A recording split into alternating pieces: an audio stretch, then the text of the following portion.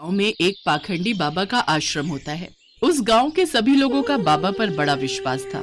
वो अपनी परेशानियों का हल ढूंढने या झाड़ फूंक करवाने बाबा के पास जाते थे। वो पाखंडी बाबा उन सीधे साधे लोगों को अंधविश्वास में फंसाकर उनसे पैसे ऐंठता रहता है। आयुष्मान भव। बाबा, मैं कई सालों से औलाद सुख के लिए तड़प रहा हूँ।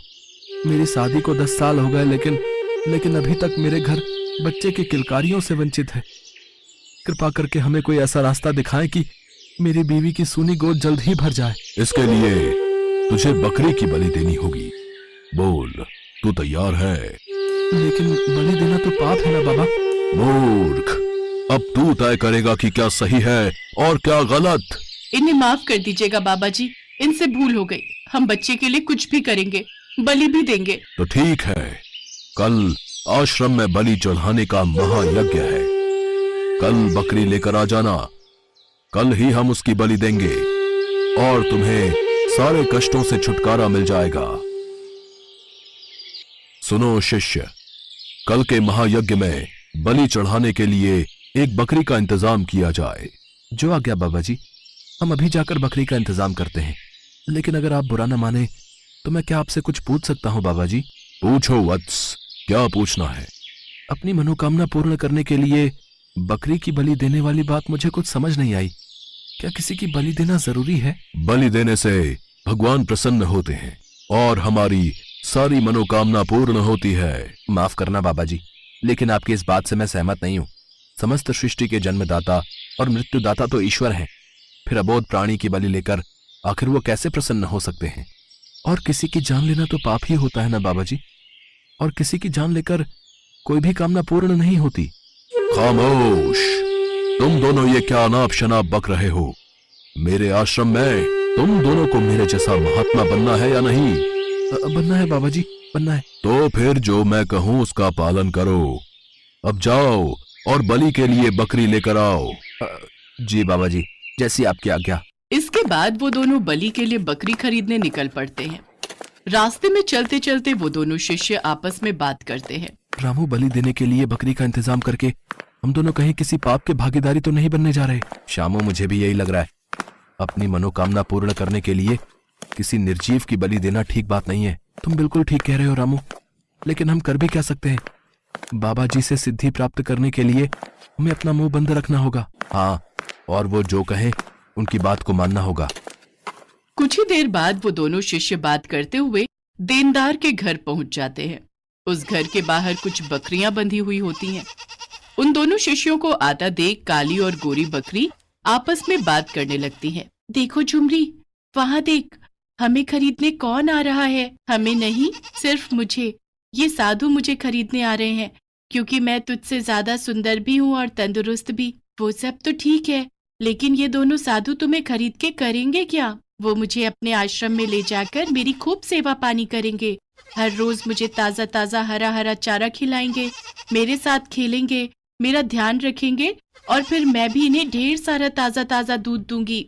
अरे वाह, फिर तो बड़ी ही किस्मत वाली बकरी होगी वो, जिसे ये साधु बाबा अपने साथ ले जाएंगे। हाँ, और वो खुशकिस्मत बकरी मैं ही हूँ। देख लेना तुम, वो मुझे ही अपने साथ लेकर जाएंगे। हाँ।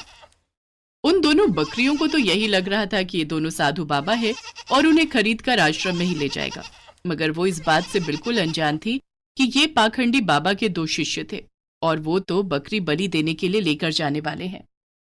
फिर वो दोनों शिष्य देनदार लखन से मिलते हैं। बाबा जी की जय। पाए लागू महाराज। कहिए महाराज, आज यहाँ कैसे आना हुआ? दरअसल बात यह है, बाबा जी ने हमें यहाँ एक बकरी खरीदने के लिए भेजा हुआ है, मगर बकरी सुंदर होने के साथ साथ तंदुरुस्त भी होनी चाहिए। सुना तुमने काली बकरी? उन्हें खूबसूरत और तंदुरुस्त बकरी की ही तलाश है और वो तो बस मैं हूँ। तब तो महाराज आप मेरी वो गोरी बकरी ले जाइए। वो खूबसूरत भी है और तंदुरुस्त भी है। देखा, मैं ना कहती थी कि वो मुझे ही ले जाएंगे। यार, तू तो सच में बड़ी ही किस्मत वाली है। वो तो मैं हूँ ही।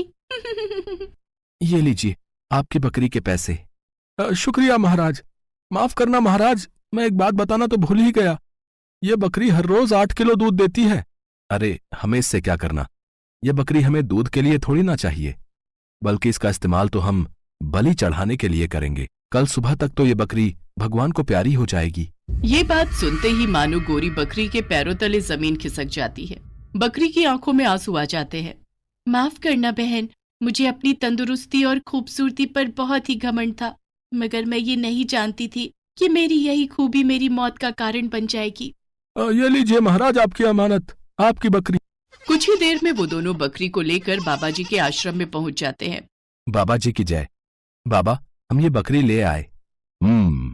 अब कल सुबह ही तुम इस बकरी को स्नान करवाकर बलि के लिए हाजिर करना। आज इस बकरी का आखिरी दिन है। ये बात सोचकर ही मुझे रात भर नींद नहीं आई, लेकिन हम कर भी क्या सकते हैं? बाबा जी का हुक्म टाल भी तो नहीं सकते ना। दोनों की बातें बकरी बड़े ध्यान से सुनती है और ये जानकर कि बाबा जी के शिष्य उसकी बलि देने के खिलाफ हैं, उसकी जान में जान आई। चुपचाप मौत को गले लगाने से अच्छा है कि एक बार उससे डटकर मुकाबला किया जाए। बकरी को नहलाने के बाद जैसे ही वो दोनों बकरी को आश्रम की ओर लेकर चलते हैं, तभी रास्ते में बकरी ने उनसे कहा, आप दोनों की बातें सुनकर मुझे ऐसा लगा कि आप दोनों भले इंसान हो, इसलिए मैंने सोचा कि मरने से पहले आप दोनों से एक बात साझा करके ही मरूं। अच्छा, वो क्या बात है? मैं जानती हूँ कि आज मेरी बलि देकर मुझे मार दिया जाएगा, लेकिन फिर भी मैं आज बहुत खुश हूँ। अच्छा, लेकिन वो क्यों? क्योंकि मुझे तुम्हारे उस बाबा जी पर हंसी आ रही है।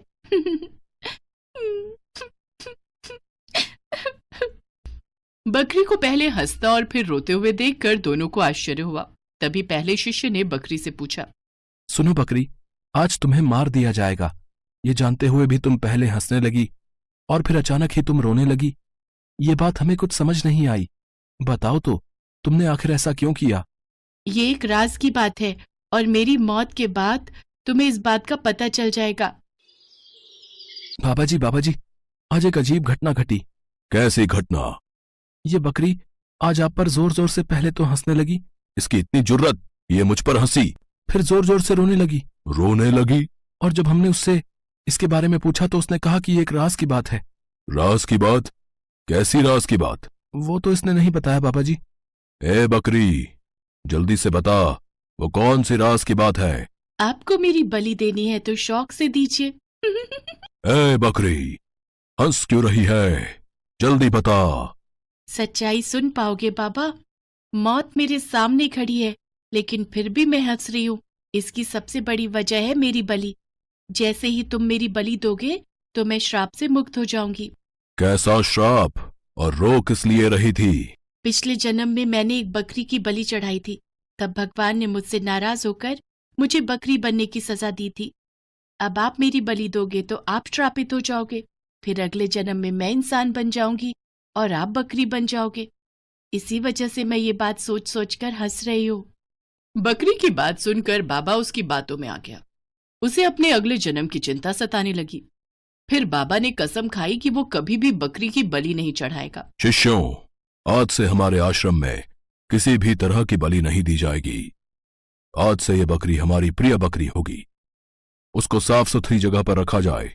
हर रोज इसको ताजा ताजा चारा खिलाया जाए। इसको बाहर घुमाने लेकर जाओ और इसकी खूब सेवा पानी करो। ये अब मैं रोज ताजा ताजा दूध दूंगी। इस तरह उस चतुर बकरी ने मुश्किल समय में किस तरह अपनी अक्ल का इस्तेमाल करके अपनी जान बचाई और समाज को ये आदेश दिया कि मुश्किल घड़ी में हमें घबराना नहीं चाहिए। अपने साहस और चतुराई से हर मुश्किल का सामना डटकर